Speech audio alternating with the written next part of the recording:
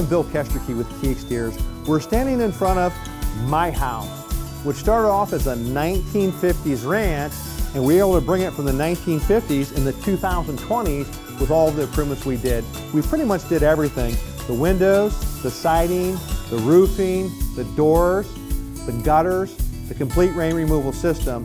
And whenever we do a big project like that with a lot of moving parts, we like to bring in our designer, Katie Hartzog of Hartzog Interiors, to help us get everything right to make sure the finished product looks great. I think the finished product looks great on my home.